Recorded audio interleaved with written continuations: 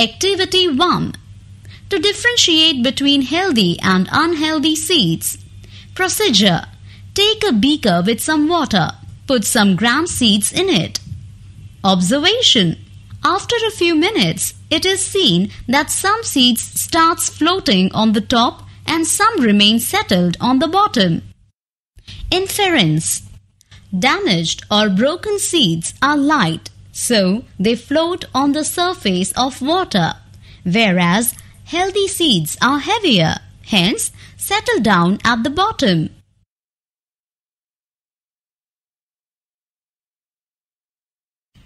Sprinkler system. The sprinkler system involves a network of vertical pipes that have rotating nozzles on top. The pipes are joined to the main pipeline at regular intervals. When the main pipe is turned on, pressurized water flows out through the rotating nozzles. The nozzles sprinkle water on crops evenly. This method is useful in place where the land is uneven or the soil is sandy. This method is also useful for water conservation. Drip irrigation. Drip irrigation, also known as trickle irrigation, is a useful technique in areas with water shortage. It involves a system of pipes and tubes that supply water to plants drop by drop, thereby minimizing wastage. Although irrigation is essential for crop production, excessive irrigation can cause a lot of damage. Excess water can get logged in fields, cutting off air supply to crop roots. It can also cause falling of mature crops.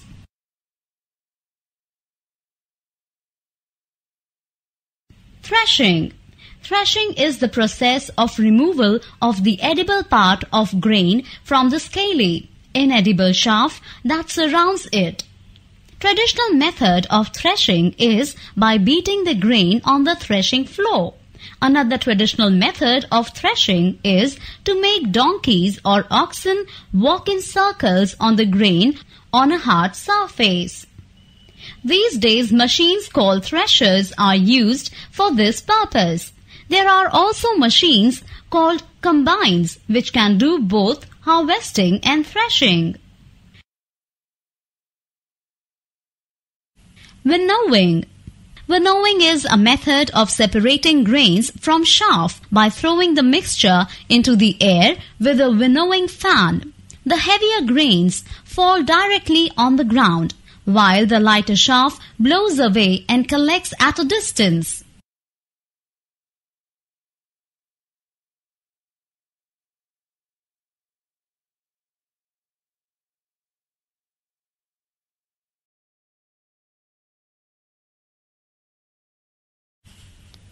Activity 1. To show growth of fungus Rhizopus on moist bread. Method. Take a moist piece of bread, place it on a plate and keep it in a warm place for 3 to 4 days. What do you observe? Observation. The bread gets covered with greyish-white patches. Reason. Rhizopus commonly grows on bread. It is a multicellular fungus consisting of interwoven thread-like structures called hyphae.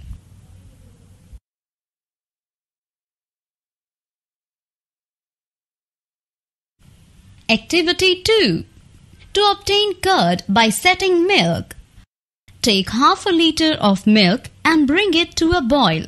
Reduce the heat, let it simmer till a creamy layer is formed. Turn off the heat and let the milk cool down to lukewarm level. Now add 1 teaspoon of active culture of yogurt, that is dahi, and stir it once. Cover the container and leave it undisturbed for about 5 to 6 hours. In winter, curd formation takes longer time than in summer because of low temperature. The milk from liquid state will turn into semi-solid state or yogurt. This is how the curd is formed from milk. Activity 3. To obtain cheese from milk. 1. Take a liter of milk in a pan and boil it. 2. Lower the heat and add approximately 200 grams of lemon juice or juice extracted from soft cheese. 3. Increase the heat and keep stirring. The milk gets spoiled and protein gets separated from it. 4. Remove the pan from the fire. By straining and pressing the precipitated cheese, soft and solid cheese is produced. Activity 4. Fermentation of flour by yeast. Procedure. Take half kg flour, atta or maida. Take some sugar and mix with warm water in a cup. Add a small amount of yeast powder and knead a soft dough. Observe after 2 to 3 hours. Observation. It is seen that after a few hours the dough has risen and its volume is increased. Reason? Yeast respires anaerobically and release ethyl alcohol and carbon dioxide. Carbon dioxide released in the process fills in the dough and raises it. Activity 5. Fermentation of sugar by yeast. Procedure. Take a 500 ml beaker. Fill it up to 3/4 with water. Dissolve 2 to 3 teaspoons of sugar in it. Add half a spoon of yeast powder to the sugar solution. Keep it covered in a warm place for 4 to 5 hours. Smell the solution after 5 hours. Observation. The solution smells like alcohol. Reason. Yeast respires anaerobically and breaks down sugar into ethyl alcohol and carbon dioxide.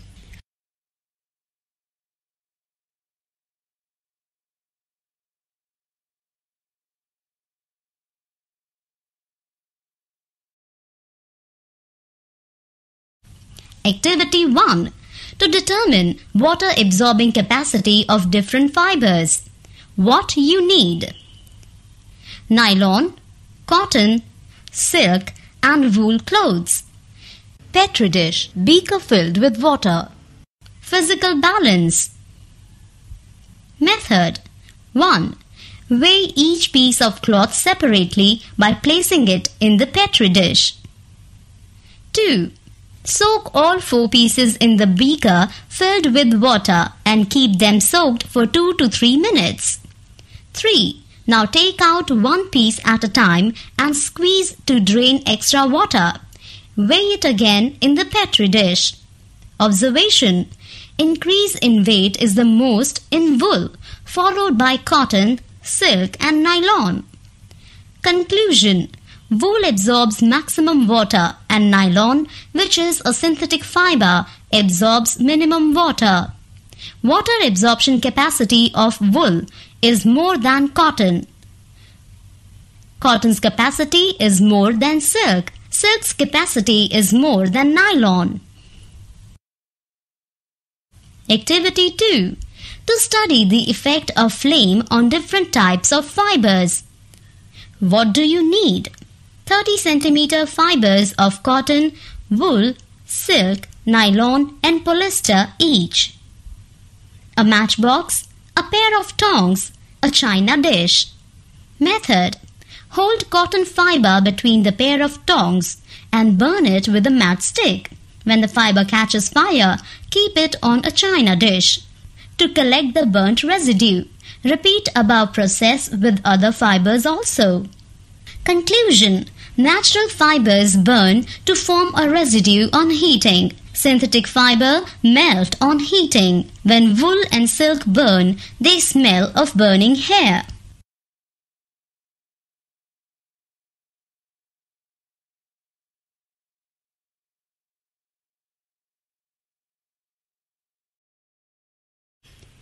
Activity 1.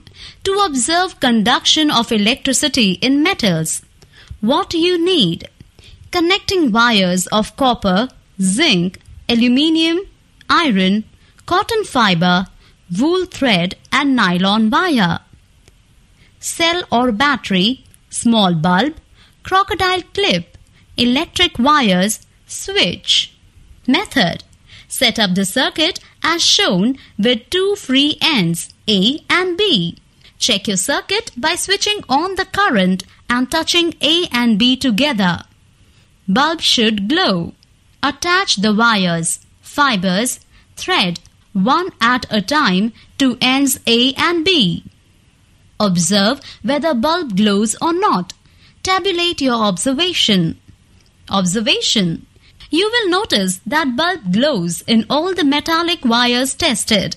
It shows that almost all of the metals are good conductors of electricity.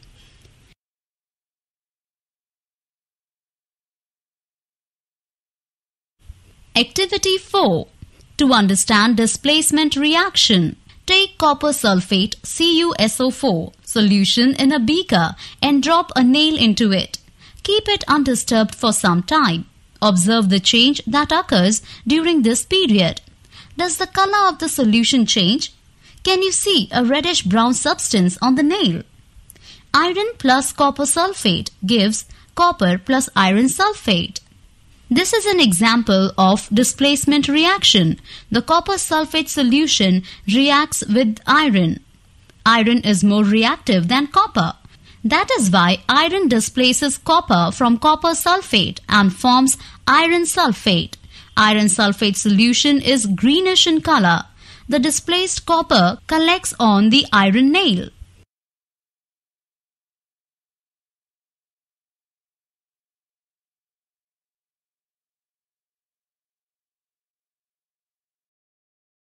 Formation of coal. Huge forests grew 200 to 300 years ago, and they covered most of the earth. These giant trees died and got buried under the earth due to geological changes. As more and more materials pile up on them, they got compressed. The pressure and high temperature from the earth's core slowly first converted them into a spongy brown material called peat. Further compression formed lignite, and eventually coal or anthracite got formed. The slow process of conversion of wood into coal under high pressure and temperature is called carbonization.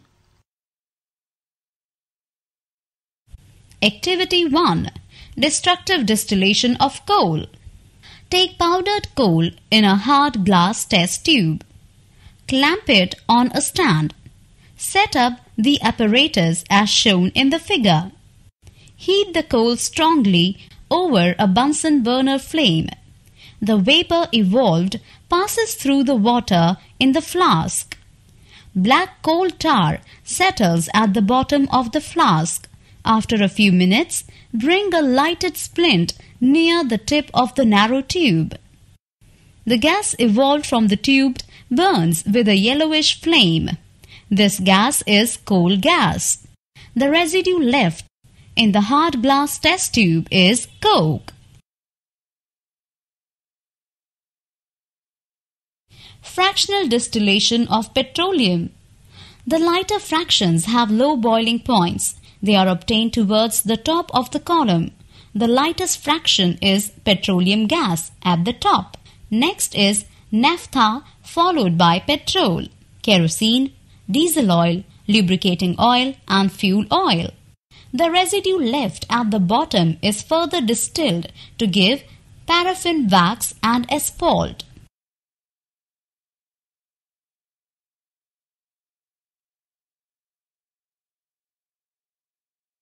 Activity 1. To show that supporter of combustion is necessary. What you need: 2 candles, a glass chimney, matchsticks. Method. Light both candles and fix them firmly on a flat surface. Invert glass chimney over one candle. Leave other candle as it is. Observe both the candles for a few minutes. Observation. After a few minutes, the covered candle goes off while other candle continues to burn. Conclusion. Combustion cannot take place in the absence of air, oxygen. Activity 2. To show that attainment of ignition temperature is necessary for combustion.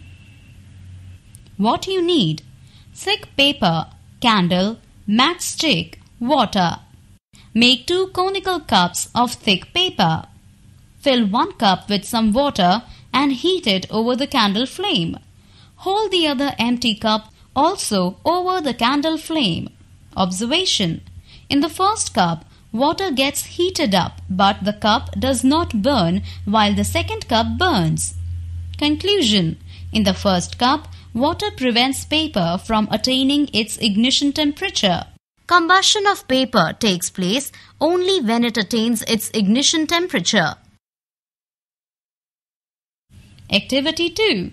To show that attainment of ignition temperature is necessary for combustion. What you need: thick paper, candle, matchstick, water. Make 2 conical cups of thick paper. Fill 1 cup with some water and heat it over the candle flame. Hold the other empty cup also over the candle flame. Observation: in the first cup, water gets heated up, but the cup does not burn while the second cup burns. Conclusion: in the first cup, water prevents paper from attaining its ignition temperature. Combustion of paper takes place only when it attains its ignition temperature.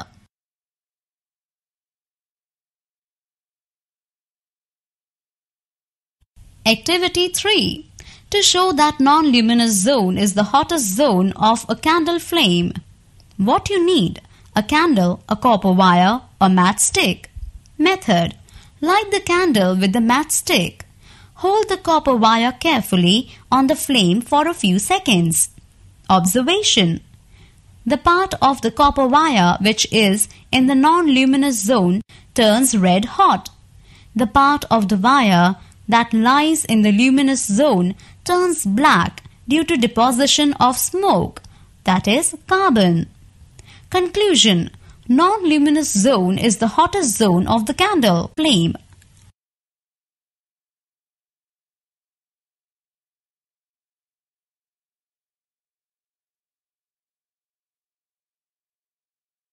Importance of forests. Forests provide a wide variety of useful products like timber, latex, resins, gums, lac and medicinal plants. They are home to wild animals and birds. They play an important role in maintaining the water cycle in nature as they lose extra water by transpiration, which helps in cloud formation. Forests help in maintaining the balance between oxygen and carbon dioxide.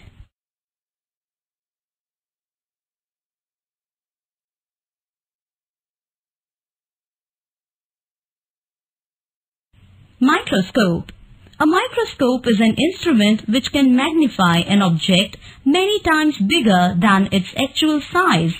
It enables us to see the different types of living cells and the structures they contain. The main parts of a microscope are eyepiece, adjustment knob, lens, mirror.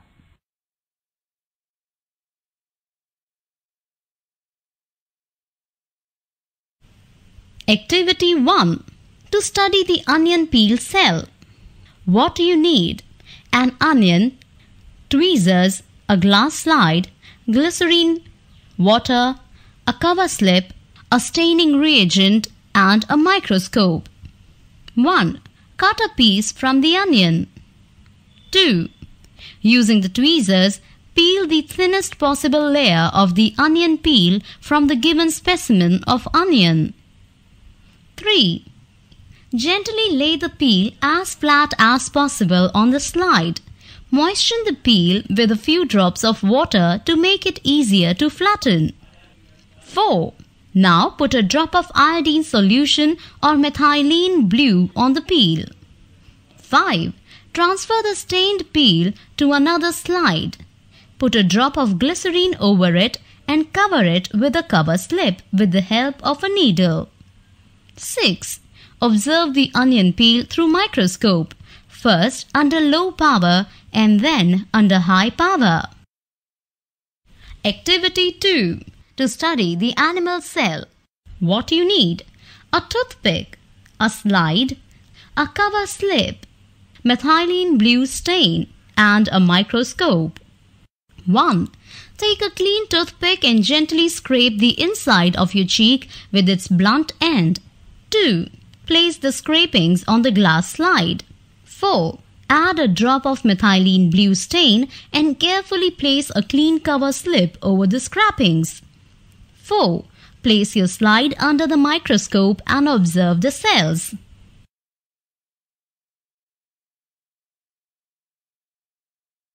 Structure of a cell. All living organisms are made up of cells. A cell has many parts. Cell membrane. Cell membrane, also called plasma membrane, is present in both plant and animal cells. It is selectively permeable, thin, elastic, delicate, living membrane made up of proteins and lipids that separate the cell from its surroundings. Cell wall. Cell wall is an additional rigid layer present in plant cells. It is a thick, non-elastic, rigid and non-living membrane made up of cellulose. Nucleus.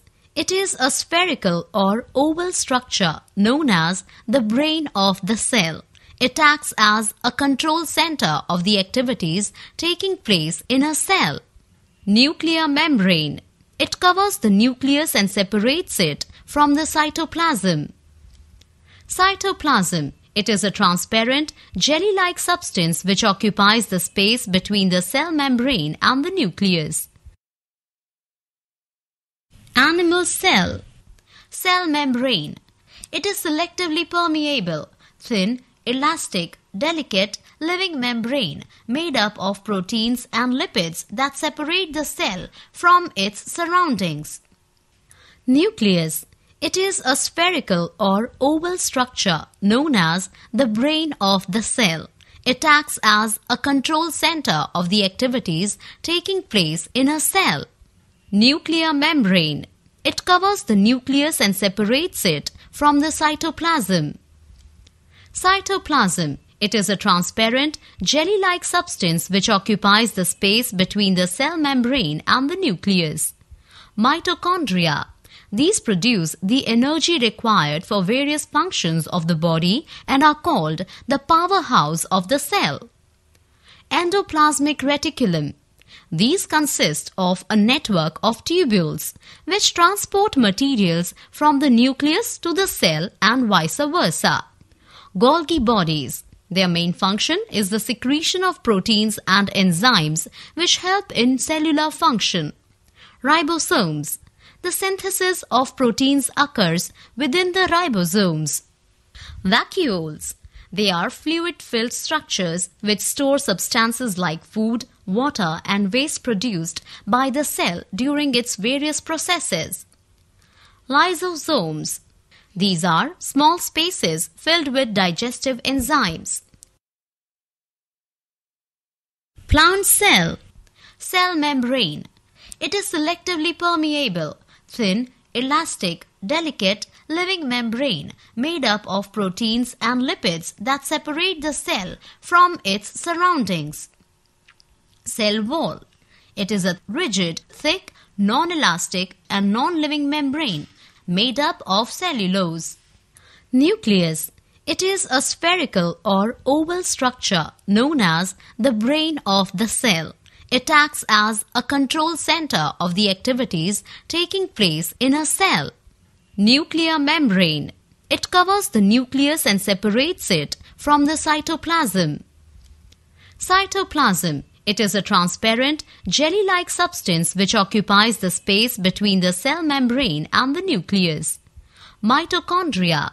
These produce the energy required for various functions of the body and are called the powerhouse of the cell. Endoplasmic reticulum.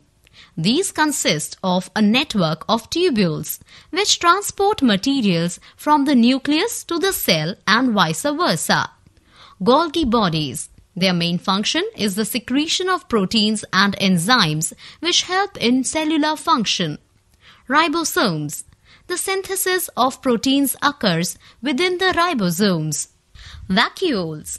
They are fluid-filled structures which store substances like food, water and waste produced by the cell during its various processes. Lysosomes. These are small spaces filled with digestive enzymes. Chloroplast. They contain chlorophyll, the green pigment necessary for photosynthesis. They are called food factories.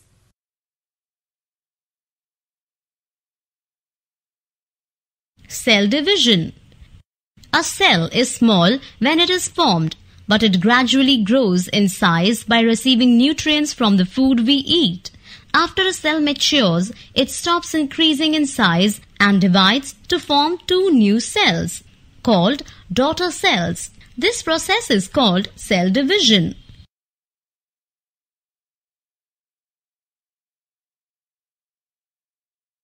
Fragmentation in planaria. Planaria reproduces by fragmentation.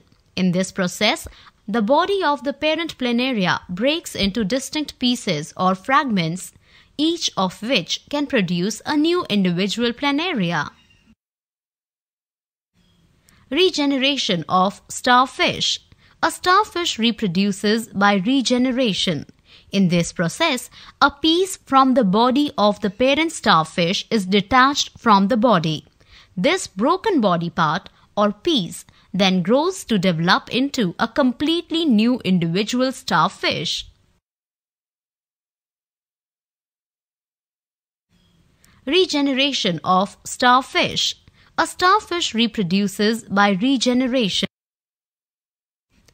Binary fission in amoeba.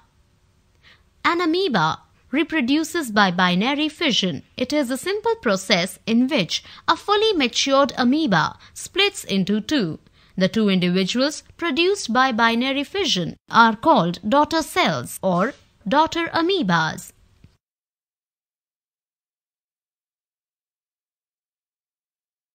Life cycle of a mosquito. The mosquito goes through 4 separate and distinct stages of life cycle before developing into an adult. Each of these stages can be easily recognized by their special appearance. Eggs are laid one at a time and they float on the surface of the water. Most eggs hatch into larvae within 48 hours. The larva sheds its skin 4 times, growing larger after each molting. On the 4th molt, the larva changes into pupa. The pupal stage is a resting, non-feeding stage. After about 2 days, the pupal skin splits and an adult mosquito emerges. Life cycle of a frog. Frogs lay their eggs in water or wet places. The eggs are surrounded by jelly-like covering which protects the egg.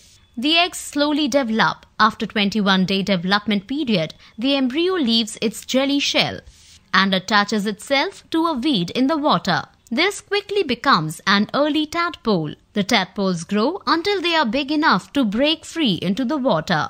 The late tadpole has a long tail and lives in the water. After about 5 weeks, the tadpole begins to change. It starts to grow hind legs and forelegs.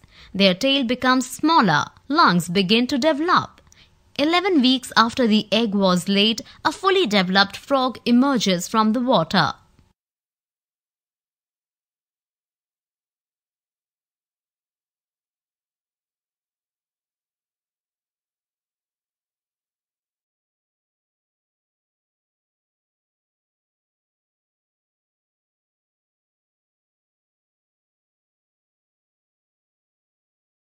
Activity 1. To understand the forces applied in the same and opposite direction, push a heavy table. Can you move it easily? Now ask one of your friends to push it along with you in the same direction. Does the table move more easily now? Why? Now push the table again, but ask your friend to push it in the opposite direction. Does the table move now? Why? Changes the speed of a moving object. Suppose you are cycling on a straight road at the same speed.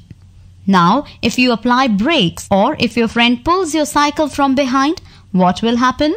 The cycle will slow down and stop. Activity 2. To observe gravitational force. What you need? A small stone, a cotton ball. Method. Take a small stone in one hand and a ball of cotton in the other hand. Let both the objects fall to the ground simultaneously. Observation. The stone hits the floor with greater force. This happens because stone has more mass, weight, than the lighter cotton ball, and the force of attraction on it is greater. Conclusion. An object with more mass will have more weight. The force of gravity acting on it will also be greater. Activity 2. To observe gravitational force. What you need? A small stone, a cotton ball. Method. Take a small stone in one hand and a ball of cotton in the other hand. Let both the objects fall to the ground simultaneously. Observation. The stone hits the floor with greater force. This happens because stone has more mass, weight, than the lighter cotton ball, and the force of attraction on it is greater. Conclusion. An object with more mass will have more weight. The force of gravity acting on it will also be greater. Activity 2. To observe gravitational force. What you need? A small stone, a cotton ball. Method. Take a small stone in one hand and a ball of cotton in the other hand. Let both the objects fall to the ground simultaneously. Observation. The stone hits the floor with greater force. This happens because stone has more mass, weight, than the lighter cotton ball, and the force of attraction on it is greater. Conclusion. An object with more mass will have more weight. The force of gravity acting on it will also be greater.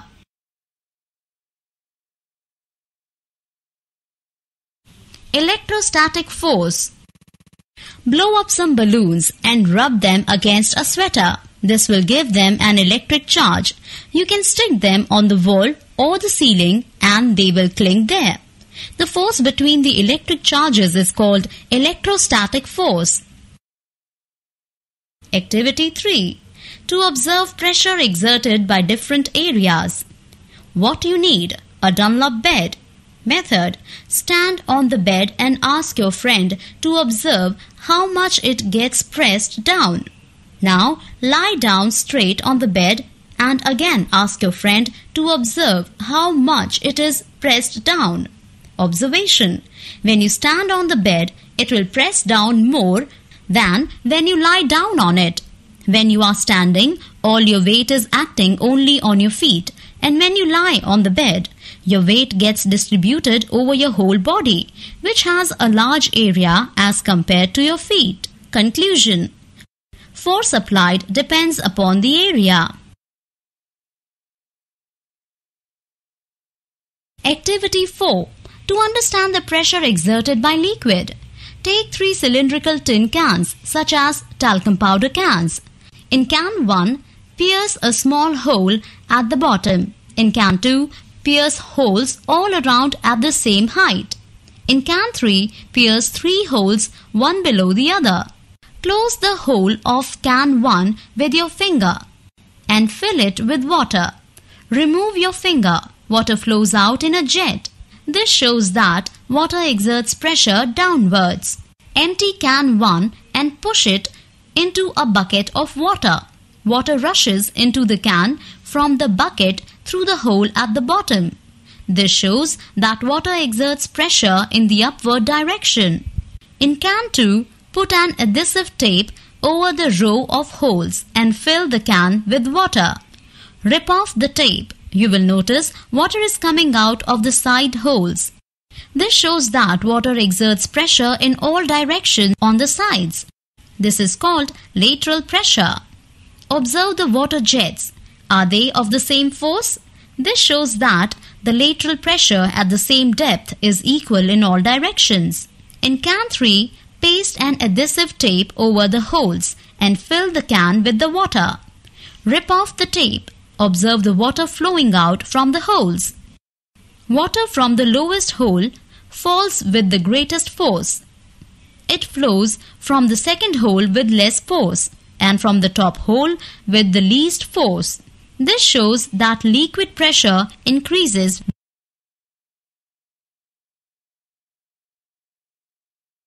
Activity 5. To know the effect of depth on liquid pressure, dip the funnel of a manometer in water taken in a bucket to a depth of 10 cm. Note the difference in water level in the manometer. Carefully turn the face of the funnel to point it in different directions while keeping it at the same depth. You will find that the liquid pressure does not change. This verifies that at the same depth, a liquid exerts equal pressure in all directions. Now, increase the depth of the funnel from 10 cm to 15 cm and then to 20 cm. You will find that the pressure increases as the depth increases. This verifies that liquid pressure increases with depth. Activity 6. To understand atmospheric pressure, take an empty can of tin with an airtight lid. Remove the lid and pour half a cup of water into the can. Boil the water in the can for a few minutes so that steam drives out all the air. Replace the stopper tightly and allow the can to cool by pouring cold water on the can. What happened? This shows that atmospheric pressure acts in all directions. Barometer. How to measure atmospheric pressure? Atmospheric pressure is measured by an instrument called barometer. It consists of a glass tube which is long and sealed at one end. First, it is filled with mercury and then inverted gently into a trough containing mercury. The mercury in the tube falls because a particular height of mercury in the tube balances the pressure of the atmosphere. Here the pressure due to weight of the column of mercury equals atmospheric pressure. The space above the mercury of the tube is vacuum.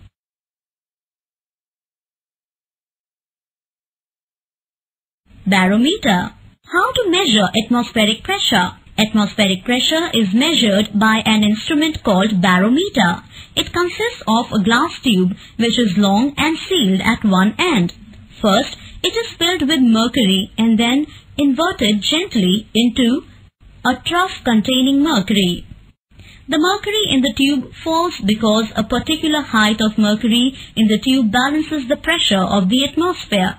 Here the pressure due to weight of the column of mercury equals atmospheric pressure. The space above the mercury of the tube is vacuum.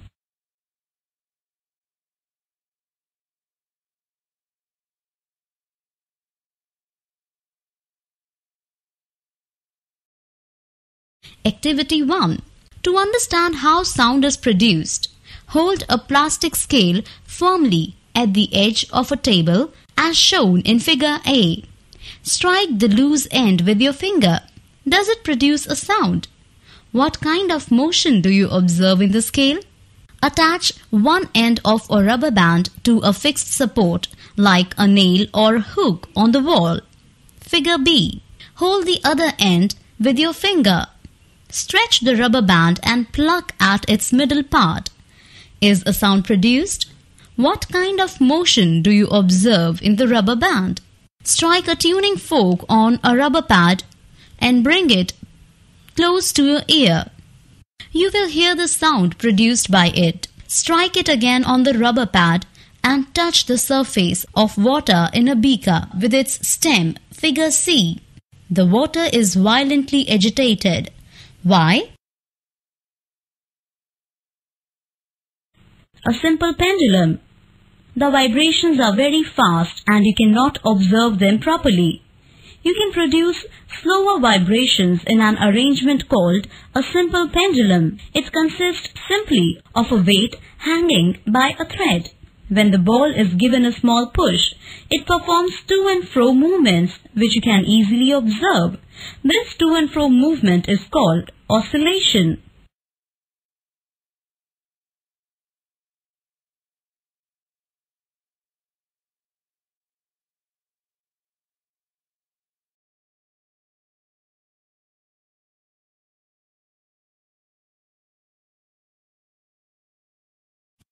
Activity 2. To make a jal tarang. Take 8 glasses of the same size. Fill them with water as shown in the figure. Hit each with a wooden rod to produce musical notes. Try to play the jal tarang and create musical notes.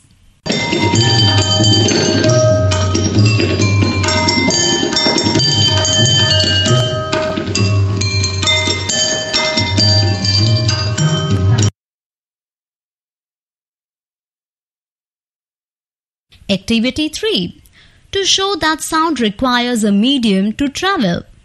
Keep an alarm clock in a bell jar. Set the alarm. Pump out the air from the bell jar by means of a vacuum pump as shown in the picture. As more and more air is removed from the jar, the sound gets feebler and finally is heard very faintly. Activity 4. To test if sound can travel through solids. Bend over a table so that one of your ears touches the table. Close the other ear with your hand. Ask your friend to gently tap on the table at a point a meter away from your ear. Can you hear the sound? The activity proves that sound can travel through solids. Activity 5. To understand how vocal cords produce sound. You can make the structure of vocal cords with help of 2 rubber strips of the same width and length. Put them one above the other and stretch them tight by pulling them from both ends. Now blow air through the slit between them. Is sound produced?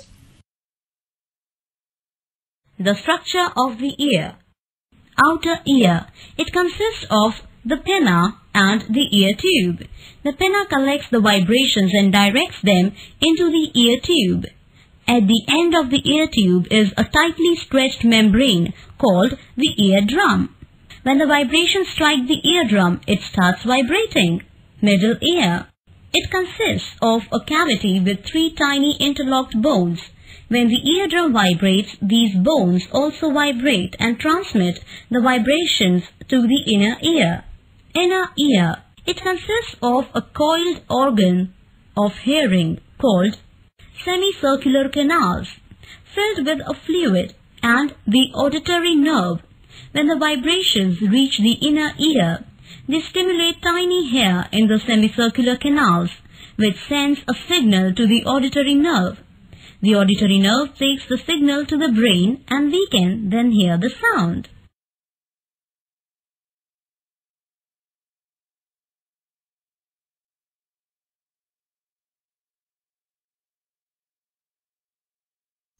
Activity 2.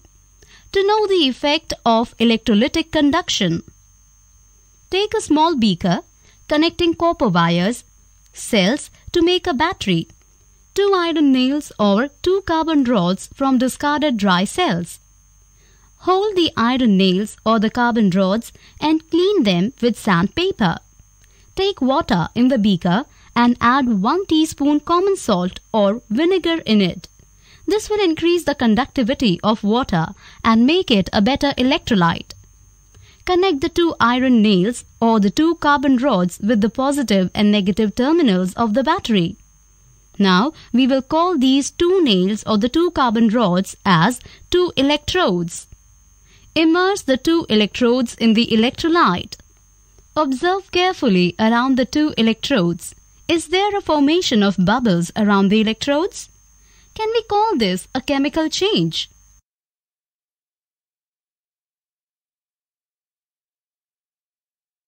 Activity 3. To observe the effect of the passage of electric current through a potato. Take a potato and cut it into 2 halves.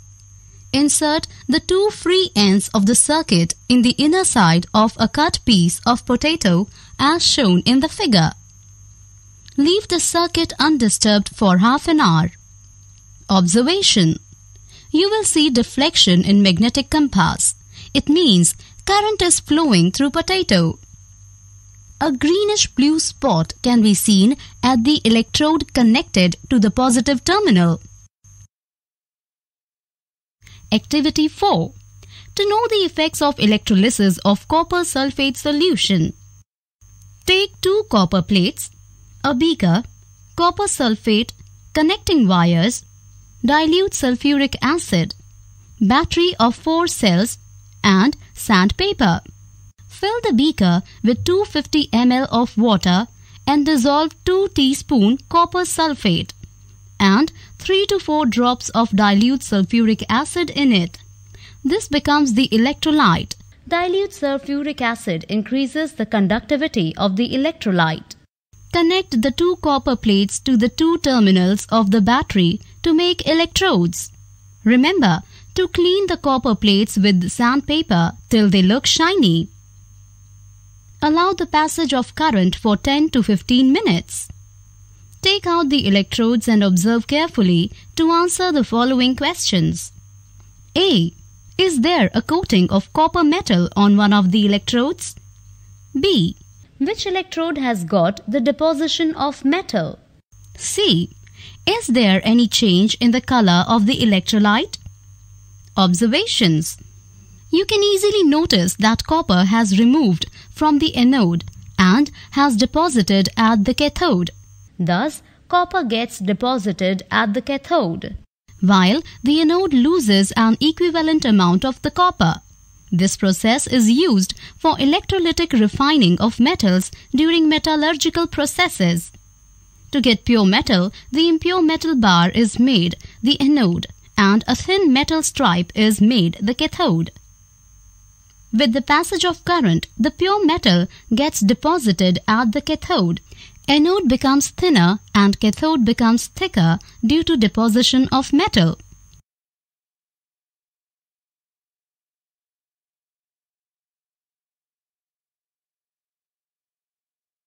Activity 1. To test whether a scale can be charged or not.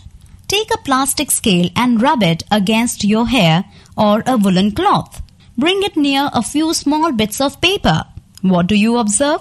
The bits of paper get attracted and get stuck to the scale. On rubbing the scale against your hair, it gets charged. Therefore, it attracts the bits of paper towards itself. Activity 2. To show that same charges repel each other. Take 2 drinking straws and rub them one by one with a newspaper. Put one of them on a table. Bring the other close to it. What do you see? You will observe that these straws repel each other. Both the straws repel each other. Activity 3. To show that opposite charges attract each other. Take a glass rod and rub it with a silk cloth. Now bring this close to a charged plastic straw. What do you observe? You will see that the straw gets attracted towards the glass rod. This shows that the charge on the glass rod is opposite to that on the plastic straw. Gold leaf electroscope. It has a metal lid connected to a metal rod, which has 2 thin gold leaves or coils attached to its end. This arrangement is kept inside a transparent glass jar. When you touch the metal lid of the electroscope with a charged plastic straw, the charge will pass through the metal rod to the gold leaves. Metal rod being a good conductor of charge. Both the gold leaves acquire similar charges and get diverged due to repulsion, indicating that the body touching the electroscope is charged.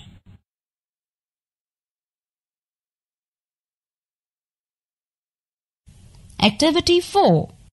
To make an electroscope, take a transparent plastic jar and cover its mouth with a cardboard. Make a hole in the cardboard and pass a wire through it. Bend the wire at the end to make a hook. Take an aluminium strip 6 cm long and 1 cm wide. Bend it from the middle and hang it on the hook of the wire. Place this arrangement in the jar. Your electroscope is ready.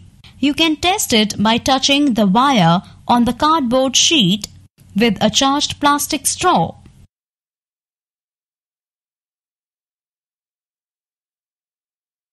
Lightning.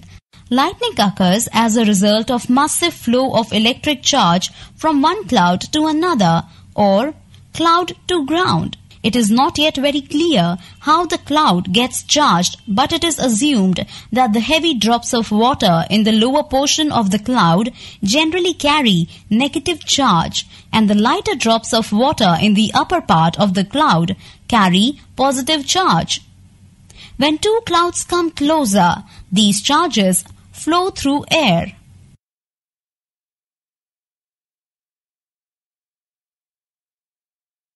A lightning conductor consists of a thick copper strip with spiked end. The strip is attached to the outer wall of the building with the spikes raised above the highest point of the building. The lower end is connected to a copper plate buried in the earth. The spikes accept any discharge from the clouds and conduct it harmlessly to the earth. No damage occurs to the building.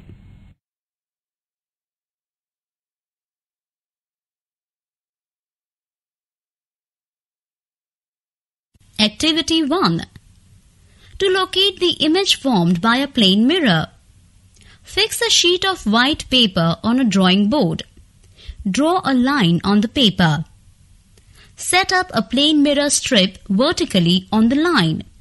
Place a pin into the paper about 7 to 8 cm from the mirror to serve as the object. Line up one edge of the ruler with the image of the pin in the mirror. Mark the position of the ruler edge on the paper. Do this again from another position. Remove the mirror, pin and ruler. Extend the ruler lines. The point where the two lines meet is the position of the image.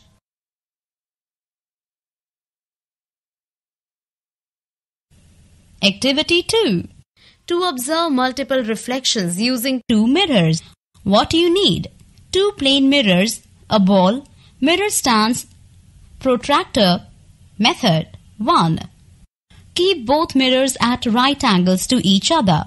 Put the ball in between the mirrors. Count the number of images seen in the mirror. 2. Repeat with the mirrors placed at an angles of 60 degree and 30 degree. Count the number of images formed in each case. 3. Finally, place both the mirrors at 0 degree, that is, parallel to each other. Activity 3. To make a kaleidoscope. Take a cylindrical cardboard or metal tube of length about 20 cm and diameter about 3 cm. Cover one end of the tube with a circular ground glass plate glued to the tube. From the other end, introduce a few pieces of glass or plastic of different colors into the tube. Take a circular glass plate of diameter a little less than 3 cm so that it can just fit inside the tube. Carefully slide it into the tube so that the glass pieces are trapped between it and the ground glass plate. Take 3 plane mirror strips of suitable length and breadth so that when they are placed at 60 degree to each other, they fit into the tube. Tape them at 60 degree to each other and slide them gently into the tube. Cover the open end of the tube with a cardboard with a hole in the center. Looking through the hole, rotate the tube slowly. You can see continuously changing beautiful symmetrical patterns.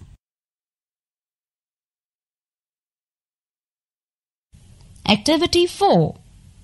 To study dispersion of light by a prism. Make a small hole in a piece of black cardboard. Keep it in sunlight and let the narrow beam of light from the hole fall on a prism. Let the emergent beam fall on a white screen as shown in the picture. Can you see light split up into various colors on the screen? Which color is at the top and which color is at the bottom? Invert the prism and see what happens. The human eye. The front part of the eye is called cornea and is made up of transparent material. Behind the cornea is the iris, the colored part of the eye. In the middle of the iris is a hole called the pupil. It appears black because no light is reflected from it. The iris adjusts the amount of light entering the eye through the pupil by opening the pupil wider in dim light and narrower in bright light. Behind the iris is a convex lens made of a tough gelatinous material. The lens forms an image of an object on the retina, which is at the back of the eye. The retina is covered by a large number of nerve cells sensitive to light, which carry the impression to the brain by means of optic nerve.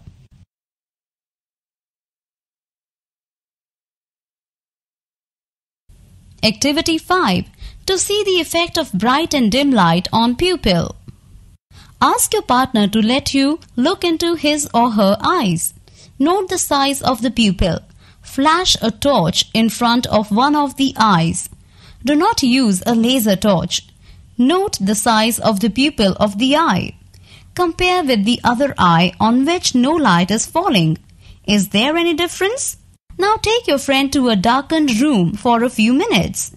Note the size of the pupil in dim light. What do you find? Activity 6. Locating the blind spot. 1. On a sheet of paper, make a small dot on the left and a small plus on the right side, 10 to 15 centimeter apart. Place the paper about 50 centimeter in front of your eyes. Close your right eye. With your left eye, look at the plus. Slowly move your head closer while looking at the plus. At a certain distance, the dot will disappear from sight. This is when the image of the dot falls on the blind spot. Now, close your left eye and look at the dot with your right eye. Move your head closer till the dot disappears. 2. Draw a broken blue line and a red circle. Close your right eye. Look at the red circle with your left eye. Slowly move your head closer to the paper. At a certain distance, the blue line will not look broken. This happens when the image of the gap falls on the blind spot, and so it is not seen by the eye.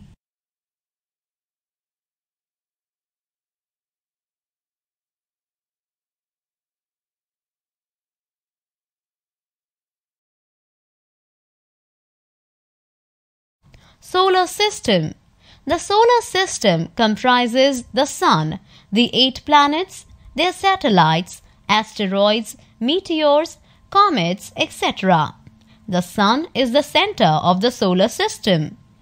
It is a star and the ultimate source of heat and light on the earth. The planets are celestial bodies made up of rocks, minerals, etc. They revolve around the Sun in fixed elliptical paths called orbits. The names of the 8 planets are Mercury, Venus, Earth, Mars, Jupiter, Saturn, Uranus and Neptune. Mercury is the smallest and the nearest planet to the Sun. Venus is the brightest and the hottest planet. Earth is the 3rd planet from the Sun and the only planet on which life exists. Mars is known as Red Planet as it appears red in color. Jupiter is the biggest planet of the solar system. Saturn is the 2nd largest planet and is characterized by rings around it. Uranus is the 3rd largest planet in the solar system, and Neptune is the farthest planet from the Sun.